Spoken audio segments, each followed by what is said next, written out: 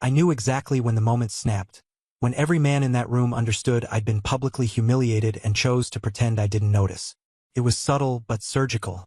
The kind of disrespect you can't call out without looking petty, but deep enough that it stains you. It started with Rachel's hand. She pulled it away from mine the second the photographer stepped near our table. Not quickly, smoothly, like it had never been there, like I was just a friend of her father's tagging along. She turned her full body toward Logan when he came over. He touched the small of her back like it was muscle memory. Familiar, claimed. She didn't flinch, just kept laughing, hand to his forearm like some sort of parody of workplace intimacy. He leaned in close to her ear and said something that made her grip his wrist as she giggled. I didn't hear it. I didn't have to. When he looked over and caught me watching, he gave me that millennial half-smirk. Sir, he nodded. Always a pleasure. Then turned right back around and said, Ratch, did you try the champagne at table 9 yet? Come on. I'll grab you one. Ratch. Not Rachel. Like I wasn't sitting 2 feet away with my name printed on the same place card. And nobody said a thing. I used to design security infrastructure. I built server rooms for half the hedge funds in Manhattan. I once led a team that quietly identified and removed a $40 million embezzlement loop before it made headlines. But tonight, I was just the quiet man in the corner with graying hair and a polite nod. It's funny, 97% of people who watch these stories never subscribe. Maybe they forget, maybe they just don't realize it helps. But if you've ever been in a room where no one sees you until it's too late, hit that button. It's the one small thing that motivates my team to keep going, quietly, steadily, behind the scenes. Anyway, dinner was served. Round tables, identical floral arrangements, waiters trained to be invisible. Rachel sat between me and Logan. She leaned toward him all night, crossed her legs in his direction, laughed at his every story. I heard her refer to him as her work twin. His hand brushed hers twice. She didn't pull away. When the toast started, Logan stood. No prompt. Just the smug confidence of a man who believes he owns the spotlight. I'd like to raise a glass, he said, already grinning. To Westbrook, where the old guard taught us how to build, and the new guard shows us how to thrive. And to the husbands who retired so their wives could finally shine. He gestured vaguely toward me. We stand on the shoulders of some very supportive men. Polite laughter. Rachel laughed hardest. I didn't smile. I didn't flinch. I just took a sip of the overpriced wine and looked straight at him. He looked away first. Later, as they posed for photos, I stood behind the crowd. Logan put his arm around Rachel's waist for one, then didn't move it. Her smile was wide, practiced. His was real. That's when the camera clicked. I slipped away before dessert. No drama. No argument. Just told the valet to bring my car early and drove home in silence. Rachel didn't even notice I left until after midnight. When she walked in, heels in her hand, she said, "Oh, I thought you were mingling with the investors." I said, "I'm not part of the power team anymore, remember?" She rolled her eyes. "You're being dramatic." But I wasn't. I was being deliberate. Because what Logan didn't know was that the infrastructure he walked on, the actual software backbone of their donation tracking, their internal audit chains, their digital compliance keys, wasn't just inspired by my work. It was my work. They'd modernized the UI, slapped a prettier dashboard on it. But the bones? The encrypted audit trail function? That was mine. And every system has its weak points. The trick is knowing where to look. Logan thought I was background noise, a retired husband past his prime. But I wasn't done. And he just told the wrong man that I didn't matter. 2 days later, the photo dropped like a wet rag across my face. Company Instagram post. Black and white filter. Their heads tilted toward each other, her hand resting lightly on his chest like it belonged there. His arms snug around her waist, fingers splayed like he'd done it 100 times. The caption read, "The real power team. High voltage." I stared at it for a full minute. Not in rage. Not even surprise. Just confirmation. Rachel didn't tag me. Of course not. But she hearted the post. Commented with a lightning bolt and champagne glass emoji. A few of her coworkers chimed in. Dynamic duo. Westbrook's secret weapons.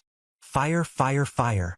One guy joked, "Careful, HR's watching winking face." She replied, "Haha, let them." When I asked her about it over coffee that morning, I kept it measured.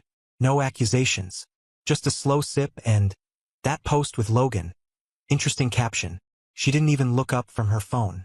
He's just being playful. You know how he is. I let that hang. Waited for her to follow it up with anything, reassurance, clarification, hell, even deflection. But nothing. Just moved on to scrolling emails and asked if I'd remembered to pick up paper towels. That's when I stopped asking and started watching. The texts came next. She got more guarded with her phone, but not enough. People like Logan, they don't operate in silence. They want to be seen, felt, worshipped. Narcissists don't cheat in the dark. They cheat brightly. It started with the late-night laughs in the kitchen. I'd be upstairs reading and hear her on speakerphone downstairs, whispering like a teenager. Sometimes she'd throw in a loud, "That's inappropriate," with a laugh that made it clear she wasn't offended. Then there were the meetings. So many meetings. Tuesday nights, Thursday nights, the occasional Sunday strategy session at some rooftop wine bar. When I offered to drive her once, she said, "No, we're carpooling. It's easier." I asked, "We?" She said, "Logan and me. It's just more efficient. Why do you always read into things?" I didn't reply. There was a Saturday she didn't come home until 2 a.m. She'd forgotten her charger at the office. I didn't ask why she smelled like spiced cologne and had a hotel logo napkin folded in her coat pocket. I just noted it, quietly. One night, I brought it up, flat tone. "You sure you're comfortable with how this looks?" She turned on the faucet and started washing a wine glass like I hadn't spoken. Then, without facing me, "You're just paranoid. It's all your work. You've gotten bored, right?" I said. "That must be it." She finally looked at me. "Seriously, Paul, you think there's something going on just because he's charming?" "Didn't say that." "Then stop acting like some jealous schoolboy. It's exhausting." I nodded, picked up my book, and walked out. That was the last time I gave her the chance to be honest. From then on, I studied patterns, rewatched company live streams. There was a quarterly review video. Rachel sitting beside Logan at the conference table, leaning in when he spoke, tapping his shoulder before she left the frame. It wasn't one thing. It was the accumulation. And then I found the ribbon. One night while gathering laundry from the floor, something she used to do for me once upon a time, I picked up a scarf, silk, black, branded with the name of a high-end hotel 2 counties over. We'd never been there, but the napkin in her coat 2 weeks ago? Same hotel. Still, I said nothing. Just folded it carefully and tucked it into the bottom drawer of my filing cabinet. Not out of sentiment. As evidence. That's when it hit me. Logan wasn't just arrogant. He was reckless. And reckless people leave trails. So I started tracing them. Her corporate calendar? I set up a quiet sync. Her email? Easy enough to pull metadata from headers. Not to read it, that would be too direct. Too obvious. But to see when she was writing. Who she was writing to. The timing patterns. They spoke volumes. I even noticed Logan started tagging her in memes. Office-themed jokes about after-hours work and meetings that run long. One said, "Nothing like closing a deal under the stars," with a wink emoji. She commented, "Guilty face with tears of joy." Guilty. She typed it, publicly. And the thing about guilt is it's easier to trace than innocence. So I traced. Not with rage. Not with confrontation. With method. With structure. With patience. The kind of patience you learn when you spend 20 years designing fail-safes that never trip. Until they do. And when they do, it's because someone ignored the one blinking red light. Rachel ignored that light. Logan ripped the wires out. And me? I had the blueprints. The moment he put his hand on my shoulder, I knew he'd been drinking. Not the casual kind, either. This was the arrogant, sloppy kind. The kind where a man forgets he's still in public. Still in a room full of potential witnesses. Still speaking to someone who remembers things. The event was a product rollout. New app interface for the Westbrook donor platform. Sleek visuals, overused buzzwords, canapes nobody asked for. Rachel had been too swamped to come home and change, so she went straight from work. Logan, naturally, was already there, holding court like he was the one who invented digital currency. I stayed in the corner, glass of club soda in hand, not because I wanted to stay sober, but because I didn't want a single detail to blur. At some point during the night, Rachel disappeared, said she had to talk with legal. Logan didn't even wait 10 minutes before slinking toward me like a snake at closing time. He slapped the bar next to my drink, leaned in with that red-faced grin that only gets wider the more wrong he is. "You know," he said, swaying slightly, "she deserves better." I looked up. Sorry. He pointed at my glass. What is that, soda? You're not even trying tonight. I'm retired, I said. Trying stopped being part of the job description. He snorted. Exactly. You had your time. Now it's hers. And Christ, Paul, she's incredible. He paused like he expected me to disagree, or throw a punch, or at least blink. Instead, I smiled. Calmly. She is. That threw him. So he leaned closer, and that's when he said it. You really think you're the kind of guy she needs now? I mean, I saw your stack of books at the last event. Estate law? Come on, man. What's next? Cryptic crosswords and rotary phones. I didn't answer. I just swirled the ice in my glass and let him keep talking. Because what Logan didn't know, and wouldn't bother to ask, is that I wasn't researching estate law because I was bored. I was studying it because 3 years ago, Rachel came to me in a panic. Said her firm was shifting equity packages, and she needed someone she trusted to be executor in the event of a sudden transition. A stability move, she called it, and I was the one man she thought could keep everything in place if the ground started to move. I filed the paperwork. I read the clauses. I understood every line of the trust, including the one no one ever looks at. Section 5. Subpoint B. Breach of fiduciary image resulting in reputational loss may trigger a temporary freeze pending internal investigation. She'd initialed it herself. I still had the original draft with her thumbprint on it. She had no idea what she'd handed me. She just wanted to feel safe. And Logan? Logan just gave me a reason to use it. See, this wasn't about jealousy. It wasn't even about pride. It was about architecture. Foundations. Weak points. The moment someone tells you exactly where they think you're weakest, they usually reveal where they are. He thought estate law meant irrelevance. What it actually meant. Power. Real power doesn't make noise. It doesn't need to. He clapped me on the back before stumbling off. No hard feelings, Paul. You'll always be part of the story. I watched him disappear into the crowd. His confidence wasn't just misplaced, it was suicidal. Because in that moment, something clicked. Not rage. Not sadness. A switch. I walked out early. Passed the valet at 20. Sat in my car and started mapping it out. I wasn't going to scream at Rachel. I wasn't going to confront Logan. That's not how this ends. It ends with receipts. It ends with silence. It ends when he walks into a meeting expecting applause and finds a termination letter instead. I pulled out my phone. Scrolled through my notes. I had everything I needed. Dates, inconsistencies, expense reports, even a corporate card charge at the same hotel where Rachel had forgotten her charger. That part had annoyed me at the time. Now, it was the crack in the facade. One more thing. That night, I called in a favor from an old colleague. Someone in internal compliance who owed me for something I buried 10 years ago. Told him I had a question about Section 4.3 of the Executive Conduct Handbook.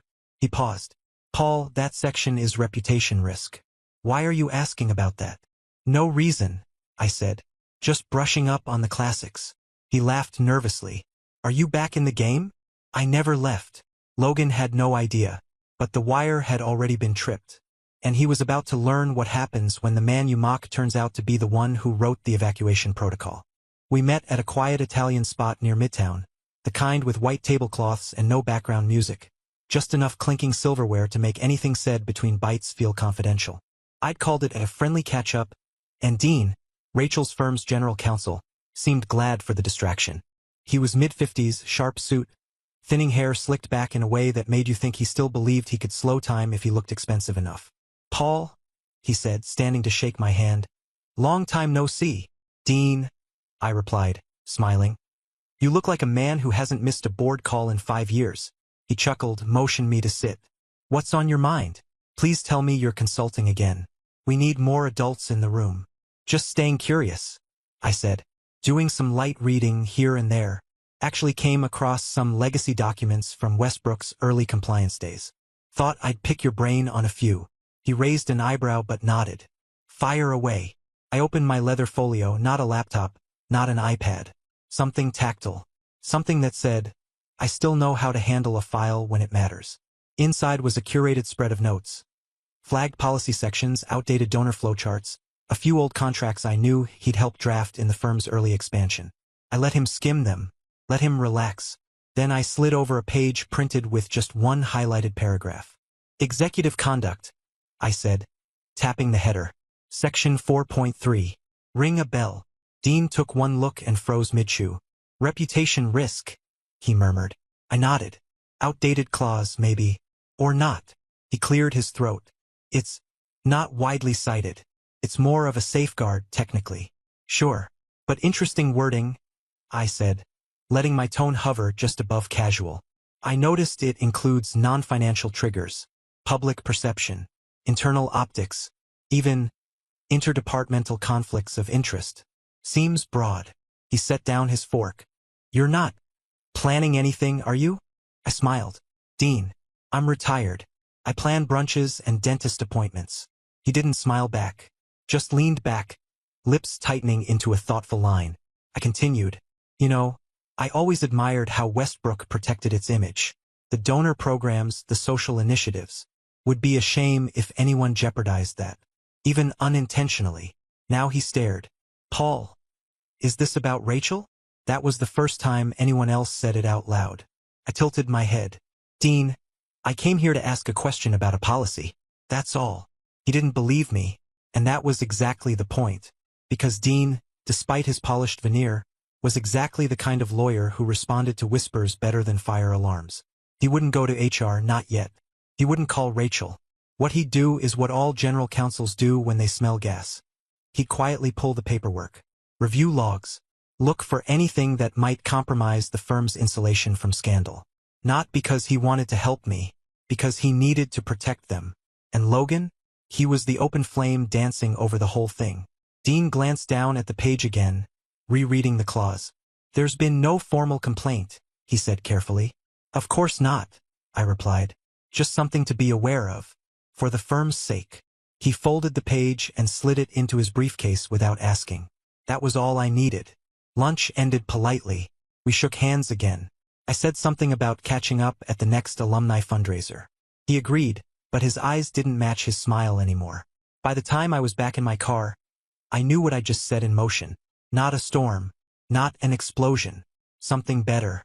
A compliance review. It wouldn't come tomorrow. Or even this week. But internal counsel doesn't let things like Section 4.3 hang in the wind. They'd start poking. Quietly. Pull a few email chains. Review executive expenses. Look at off-site meetings. And what would they find? Rachel's schedule, suddenly full of late-night strategy dinners. Logan's company card, with repeated charges at venues a little too elegant for budget discussions. A few surveillance videos from events showing physical contact just a touch too personal. None of it illegal. All of it damaging. The next day, I received a calendar invite forwarded from someone in legal. Anonymous reviewer training session. Executive image management. A subtle sign. The wheels had begun to turn. Rachel didn't mention anything over dinner that night. But she was quiet. Checked her phone more than usual. Once, she looked at me and opened her mouth like she wanted to ask something. Then closed it. I just passed the salt. Smiled. Said, "Everything okay at work?" She blinked. "Yeah." "Why?" "No reason," I said. "Just staying curious."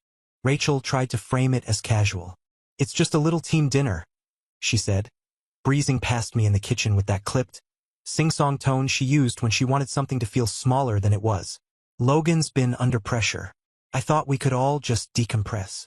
"Of course," I said, flipping a steak on the grill. "Always happy to host." She paused. "Really?" I smiled. "What kind of husband would I be if I didn't support your work husband?" She didn't respond, just offered a stiff laugh and went back to garnishing the salad with a little too much concentration. I set the table with care. Cloth napkins. Crystal glasses we hadn't used since her mother's birthday. Logan arrived 10 minutes late, wearing a too-tight blazer and holding a bottle of red like it was a peace offering. "Sorry. Got caught up reviewing the Donnelly proposal," he said, kissing Rachel on the cheek, then glancing at me like he was still trying to figure out if I had a pulse. "Not a problem," I said, taking the wine. "Hope you brought your appetite. We're celebrating tonight." He blinked. "Celebrating what?" "You'll see," I said. "Let's eat first." Dinner started light. Logan did most of the talking, rattling off jargon and fake humility like a man who just watched a TED Talk on charisma. Rachel soaked it up, laughing a little too hard, nodding like a cheerleader at tryouts. I played the host. Quiet, attentive, nodding at all the right moments, refilling glasses just before they emptied. About halfway through the meal, after the plates were cleared and Logan was 2 glasses in, I excused myself. Returned a moment later with my laptop. Before dessert, I said, placing it gently on the table. I thought we could go over a few numbers. Rachel blinked. What? I turned the screen toward Logan. This is from the internal reporting system. I still have guest access, thanks to my trust work for the donor program. Didn't mean to snoop. Just came across something strange. Logan leaned in, squinting. His name. His signature. A client dinner listed under charity advisory. From 2 weeks ago. Rachel's eyes narrowed. What's the issue? I tapped the line item. This restaurant, the Stag and Crown. They don't open for charity bookings. Private venue. Minimum $3,000 table, no exceptions. Also, this was the same night as the supposed strategy session you told me about. Rachel shifted. I turned to Logan. You expensed it under outreach development. Care to explain? His face didn't fall. It froze. Like every nerve in his smug little skull was trying to load a response that wouldn't incriminate him. There were clients. Names? I asked. I'd have to check. Sure. And while you're at it, maybe explain the double billing. That same night appears again under transport services for another $800. Strange, considering your Uber history shows a single pickup to a hotel. Rachel's fork hit her plate with a clink. I don't know what this is, Logan said, shifting in his seat. But dragging up internal reports at dinner? That's not exactly. What? I asked. Professional? Ethical? Rachel stared at me. Paul, why are you doing this? I looked at her for the first time all night. Really looked. You invited this man into our home, into our marriage. You let him treat this house like an extension of his ego. So I thought we should clear the air. Logan stood up. This is harassment. You can't. Sit, I said. He did. Because what he didn't realize is that I'd already shared these discrepancies with someone far less polite. Dean, the general counsel. I hadn't needed to accuse anyone. I just asked questions. Raised flags. Let the systems do the work. The email trail I'd followed showed 3 backdated approvals, 1 suspiciously edited memo, and a pattern of expense padding that could be explained once, but not 4 times.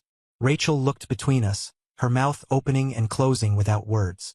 Finally, she muttered, You planned this. No, I said. You planned this. You just didn't think I'd ever read the receipts. The silence that followed wasn't just awkward. It was surgical, like a room inhaling before the incision. Logan stood again, this time slower. I should go. Probably smart, I said. While you still have a job. Rachel walked him to the door in silence. When she came back, I was already collecting the plates. She stood there, arms folded. Do you enjoy humiliating me? No, I said calmly. But I do enjoy watching liars panic when the lights come on. She didn't speak after that. Just went upstairs. Closed the bedroom door with a soft click that sounded like a verdict. I stayed up. Cleaned the kitchen. Closed my laptop. Logan had crossed the line. Now it was time to let the firm decide what that meant. It didn't happen with a bang. No dramatic boardroom scene. No loud accusations over speakerphone. It started with a calendar change. Logan's name disappeared from the weekly planning meetings. His Slack status flipped to away. Rachel's phone buzzed during breakfast, and I watched her face stiffen as she read the sender line. She didn't eat after that. By noon, the news started trickling in. HR had launched an internal compliance probe discreetly for now. But there's no such thing as discreet in a company where gossip moves faster than Wi-Fi. Rachel came home early that day.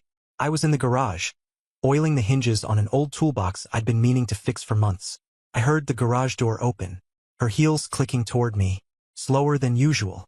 When she stepped into view, her makeup was still perfect, but her voice cracked like glass.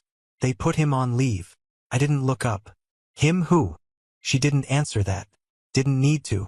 Instead, she walked straight to the workbench and put her hands down flat like she was holding on to something invisible. They said, HR said someone flagged expense discrepancies. And emails. Now I looked at her. Emails? Her voice dropped. Between me and Logan. I swear they weren't Paul, they weren't that. Just casual. Nothing romantic. Nothing romantic doesn't mean nothing inappropriate, I said.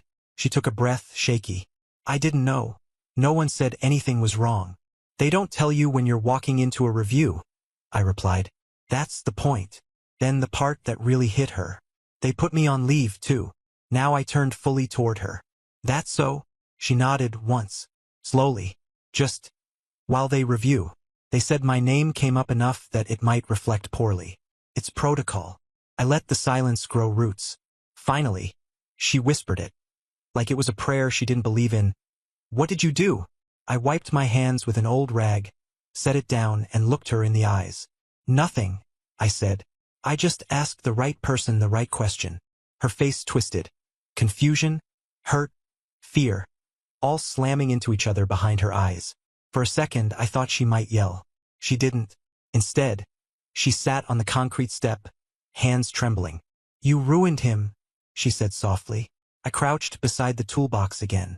Logan ruined himself. I just stopped cleaning up after him. She didn't reply. Later that night, after she locked herself in the bedroom with a bottle of wine and her laptop, I got a ping from an old colleague in operations compliance. Just a single line. Your guy really thought nobody would notice? Amateur hour. Attached was a screenshot from internal access logs. Logan had submitted expense corrections 2 hours after being informed of the investigation. And one of the receipts? Dated the same night he'd been at our house with Rachel. They were sloppy, casual, entitled. That's what gets people caught. Not malice. Mediocrity. I printed the screenshot and filed it. The next morning, Rachel came downstairs looking like she hadn't slept. She wore a hoodie and joggers. Clothes she hadn't put on since our anniversary trip 2 years ago, when she still made space for us. They're having a meeting, she said. About me. Who's they? Legal. HR. Communications. Someone said my presence in the emails creates implied endorsement. I poured her coffee, set it on the counter. It does. She rubbed her temples. I wasn't even doing anything. I shrugged. That's kind of the issue, isn't it? That day, she didn't leave the house. She spent it in the guest room on calls, pacing in socks, voice alternating between clipped and cracking. I didn't interrupt. I just waited, because it was already moving. The firm had initiated a Tier 2 conduct review. Code 4? You're not fired, but we're preparing the scaffolding. And Logan? Word was, his email archive had been forwarded to external counsel. That's not a probe. That's a digital exorcism. Rachel didn't ask how I knew. She didn't have to, but I saw the shift in her. This wasn't embarrassment anymore. This was fear. Not just fear of losing her job. Fear of realizing that she'd bet her professional image on a man who thought CYA meant clearing his browser history. And I just kept tightening bolts on that old toolbox. Because in a system built on image, all it takes is one loose screw for the whole lid to fall off. It arrived in a plain envelope. No return address. Just a corporate logo sticker slapped on the seal like someone wanted plausible deniability with a side of flair. No note. No explanation. Just a flash drive. Dropped into the inbox of Westbrook's legal department on a rainy Tuesday morning. Dean called me that evening, his voice tight. You didn't send it, right? I didn't ask what. I knew. I'm not in the habit of mailing things I can deliver in person, I said calmly. He exhaled. Then someone else decided to escalate. The footage wasn't from a hidden camera. Nothing clandestine. Just the event's standard security reel. Angle from the northeast corner of the rooftop bar, time-stamped, archived like every other function they'd hosted. Easily forgotten. Until it wasn't. The clip ran just under 7 minutes. Logan, in his element, 3 glasses of Cabernet in, surrounded by 2 marketing interns and someone from partnerships. He was leaning back against the railing, arms flailing slightly, drunk on ego and wine. You don't get it? He slurred, pointing a finger toward the skyline like it owed him something. I'm untouchable now. The interns laughed nervously. I mean it, he continued, sloshing his drink a little. Rachel's got my back. She needs me. Half those client renewals? Me. He dropped into a mock voice. Oh, Logan, you're a risk. He laughed. Please, I've got a damn safety net. Then he leaned in conspiratorially. You know who's got it rough? That husband of hers. Paul or Pete or whatever his name is. Guy just stood there all night like a damn fossil. More laughter. Real this time. Retired men shouldn't be at work events, man, Logan added. It's sad. Like dragging your dad to prom. That's where the clip ended. It wasn't the first time Logan had run his mouth. But this was different. It wasn't locker room banter. It wasn't flirty emails or suspicious expense reports. It was proof. Recorded arrogance. Confirmation that he believed he could violate the firm's ethics policy because his colleague, my wife, would protect him. Dean didn't wait for the board to finish coffee. Logan's termination letter was hand-delivered by security at 9:03 a.m. the next morning. Rachel told me in a whisper, her voice still raw from crying. They fired him. Just like that. He didn't even get a hearing. They don't give hearings to people who admit to conflicts of interest on camera, I replied. She looked at me differently then. Not with anger. Not even accusation. Just confusion. Like she was still trying to solve a puzzle where all the pieces looked familiar but the picture kept changing. How did they get that video? She asked finally. I raised my eyebrows. I imagine someone found it. Interesting. She paused. It had to be someone internal. Maybe. You're not saying anything. I'm just listening. Because that's what Logan never did. He filled silence with bravado. He mistook noise for leverage. He thought being loud was the same as being secure. The interns didn't defend him. The partnerships guy said he didn't remember the conversation, but now that you mention it, yeah, Logan had said some weird stuff lately. HR didn't need more. The footage did the job. The irony? He never should have touched the footage archive. I know he did 3 days before his suspension. He'd logged into the internal directory to review marketing material. A harmless justification. But that folder was locked for a reason. He thought he could curate his own version of the truth. But the file? The one he didn't delete? That was the one they played in the conference room. The fallout was immediate. His access was revoked. Laptop confiscated. Badge deactivated. And Rachel? They moved her to pending review. Not suspension, not termination, but something quieter. Limbo. Which, in a firm like Westbrook, might as well be exile. That night, as I watched her stare out the kitchen window, I noticed something I hadn't seen in years. She looked small, not humbled, cornered. And I didn't gloat. I didn't smirk. I didn't even speak. Because the thing about fossils? They don't move, but they outlast everything. She burst into the room like a storm that had been waiting too long to break. I was in the study, not pretending to read, actually reading. A legal memoir of all things. Something about fiduciary duty and ethical loopholes. I barely heard her footsteps. But the way she slammed the door behind her? That was deliberate. You planned this? She said, not yelling, spitting. Each word carved from fury she'd been bottling since HR froze her projects and colleagues stopped returning her calls. I didn't look up immediately. I turned the page. Let the silence stretch. She stepped closer, breath sharp, hands clenched. You planned this. From the beginning. I set the book down. No, I said. I prepared for it. She scoffed. Oh, don't play semantic games with me. You sat there in our home, next to me while I was being crucified at work. You said nothing. I said nothing because I didn't need to. You're disgusting. I nodded, slowly. That's one theory. She crossed her arms like she was bracing for a gust of wind. Why didn't legal back me? Why didn't anyone from compliance speak up? Dean knew the context. He knew those emails were just shorthand. He knew the dinners weren't personal. I stood, walked to the filing cabinet she never touched. The one she used to joke was your little war room. Opened the second drawer. Pulled the folder I'd labeled 3 years ago. Back when she was still wearing my watch around the house and asking if I'd picked up almond milk on the way back from the gym. I handed it to her. What's this? History, I said. She flipped it open. Dozens of pages. Documentation. Email printouts. Logs of travel requests. Printed chat export. But the last sheet is the one that made her breath hitch. It was her signature. Dated. Notarized. Next to a clause she didn't remember signing. She read it aloud, her voice barely audible. Trustee authority granted to Paul Granger for administration of restricted RSUs and proxy privileges, in the event of fiduciary conflict or executive ethics investigation. She looked up, pale. This isn't enforceable. It is, I said. We had it verified. You insisted on it, remember? You were afraid the firm might get acquired. You wanted someone you trusted holding the reins if the board tried to force early liquidation. She blinked. But I never thought that it would be used against you? I asked. No. You thought you'd be the one holding the match. She dropped the folder on the desk like it burned her. So you're the reason legal didn't back me? No. I'm the reason they stayed silent. Her voice cracked. You really hate me that much? I sighed, walked to the window. I don't hate you, Rachel. I just stopped assuming you were on my team. She didn't speak. Just stood there, breathing like she'd run up a hill. You said I was paranoid, I continued. Said I was bored and projecting.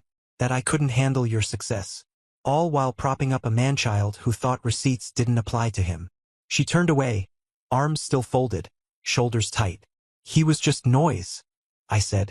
You were the system that protected him. That gave him credibility.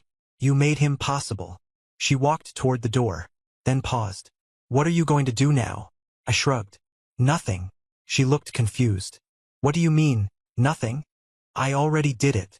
She stared at me for a moment, then picked up the folder again, held it tighter this time, walked out of the room without another word. Not even the soft click of the door muted the sound of her breathing. She thought I was the fossil. She forgot I built the sediment around her. One line at a time, and all I'd done was read it back. The shareholder session was scheduled for 8 a.m. sharp, just like it had been every quarter for the last decade. Same conference hall, same coffee that tasted like cardboard, same badge scanners manned by interns trying not to look hungover. The only difference this time was that I wasn't on the outside looking in. When I stepped through the door, the room paused. Not completely, but just enough. The kind of shift you feel in the air when someone walks in wearing a different story than the last time they were seen. A few people nodded. Most didn't recognize me. That was the point. I wore a charcoal suit. Tailored, understated, nothing flashy. The folder I carried wasn't leather. It was plastic. Generic. But inside were 17 voting proxies, signed by silent partners who'd spent years watching Rachel's team spiral into performative vanity, while the actual structure underneath quietly cracked. People she never saw as a threat. People who never raised their voices. People like me. I took a seat in the third row. Not too close to the board table, but not far enough to be irrelevant. I nodded at Dean when our eyes met. He blinked, then nodded back, the kind of nod that says you really did it. The meeting began with the usual fluff. Market updates, PR wins, sustainability metrics. Then came the real agenda. Item 6. Executive restructuring recommendations. The chair cleared his throat. In light of recent compliance reviews and reputational damage stemming from non-financial misconduct tied to expense fraud and internal email protocol violations, the board has completed its review of leadership alignment moving into Q4 and beyond. He didn't look at Rachel when he said it. That job fell to the younger VP beside him. A man who used to fawn over her every marketing idea like she'd rewritten the laws of branding. Now he read the resolution like it was a traffic report. Effective immediately, Rachel Granger's position as strategic lead on client retention is dissolved. Her eligibility for board committee nominations is suspended pending ethics review. There was no applause, just the awkward shuffle of pens being put down, water being sipped, eyes avoiding other eyes. Rachel sat stiffly at the end of the executive table, dressed in blue power color, clean lines trying to signal confidence. But her jaw was tight, and one hand kept fluttering over her blazer button, like she couldn't decide whether to hold it closed or tear it off. She stood. Excuse me, but there hasn't been any formal reprimand. I haven't been charged with anything. This is retaliatory. The chair cleared his throat again. This is procedural. And who even initiated this? She snapped. Because I know the timing, and it's not a coincidence. I stood, calmly, held up the folder. 17 partners, I said, all concerned about reputational stability, all within their rights to redirect proxy votes under Clause 14.3b. Someone 2 rows behind me actually said, damn, under their breath. Rachel turned to look at me. You don't even have equity in the firm. I smiled. Not directly, but trusts do. Her face crumpled for a moment before tightening into something harder. You've been orchestrating this. I tilted my head. I've been protecting my investments. Same as anyone else here. The board didn't vote. They didn't need to. The proxies were valid. The chair just nodded and moved to the next item on the agenda like she hadn't even spoken. Rachel sat back down. But she didn't speak again. Not even when the meeting adjourned and everyone started to mill around, pretending to check their phones to avoid awkward conversations. She didn't move, just stared straight ahead, blinking slowly. Dean passed by me on the way out. That was precise. I nodded. Was never about speed. Rachel finally stood, 30 minutes after the room emptied. She walked past me like I was furniture. But just before reaching the door, she turned. "They're going to forget you again, Paul. Just like before." I looked her in the eye. "No," I said. "They'll forget you. I was never here for the spotlight. I was here for the foundation. And foundations? They remember everything." The ballroom hadn't changed. Same chandeliers, same overpriced floral arrangements, same scent of citrus polish on wood that hadn't been refinished in 20 years. The band was still too loud.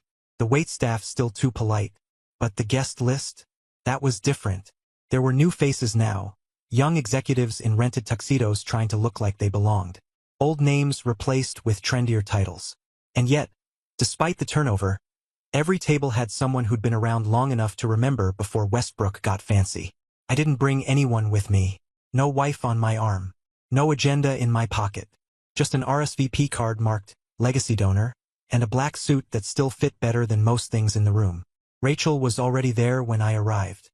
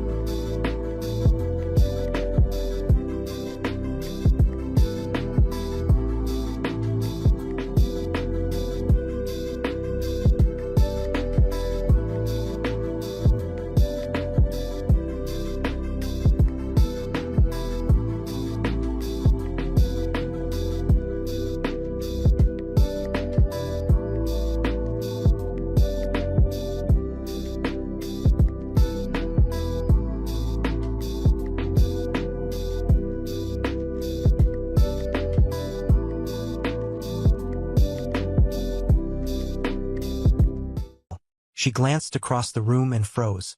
Not visibly. Just a subtle pause in the laugh, a half-beat delay in the sip of her drink. But I saw it. We both did. She didn't wave, didn't nod, just turned back toward her date and leaned into his shoulder like he might absorb the shift in air. Logan, of course, wasn't anywhere in sight. Last I heard, he'd taken a strategic pivot into private consulting, which meant he was offering LinkedIn webinars from a studio apartment in Jersey. His name wasn't mentioned once tonight, not even in gossip. He was a deleted file. The gala went on as they do: silent auction, honorary toasts, the usual bloated speeches. Then came the part no one listens to: acknowledgements, donor tears, historical figures who paved the way. That's when the host paused. "And tonight," she said, tapping the mic gently, "we'd like to recognize someone whose contributions to Westbrook's internal infrastructure allowed us to grow faster, cleaner, and smarter. One of the original systems engineers who helped digitize our entire legacy operation during the foundation years, before the branding, before the IPO buzz, before any of us had badges." She smiled toward the crowd. Paul Granger. It wasn't planned. I hadn't been told. But the spotlight found me just the same. I stood. No speech. No wave. Just a slight nod. And applause. Not thunderous. Not choreographed. But real. Respectful. The kind of applause you can't buy or script.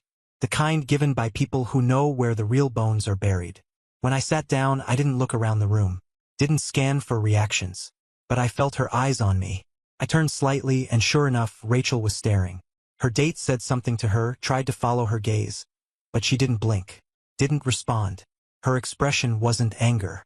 Not even regret. It was understanding. For the first time, she understood. Not just what I'd done, but what I was. That I'd never needed a microphone. That the legacy she tried to rewrite had already been carved in before she'd even graduated from her marketing program. That while she was playing power games in the spotlight, I was drawing the blueprints for the building she stood in. And now I was back. Not with a speech. Not with revenge. Just with proof. I finished my drink. Declined a second. As I left, a young associate from operations caught up to me near the exit. "I didn't know you used to work here," she said. "They never talk about the old systems team." I smiled. That's because we built it right. When it works, no one notices. She laughed politely. Didn't get it. That was fine. I stepped out into the night. No coat. No entourage. Just a man they had tried to forget. Standing quietly beneath a spotlight they didn't expect to turn on. And her? She watched me go. No words. No apology. Just silence. The kind that doesn't ask for forgiveness. The kind that knows the game is over. And the board is clear.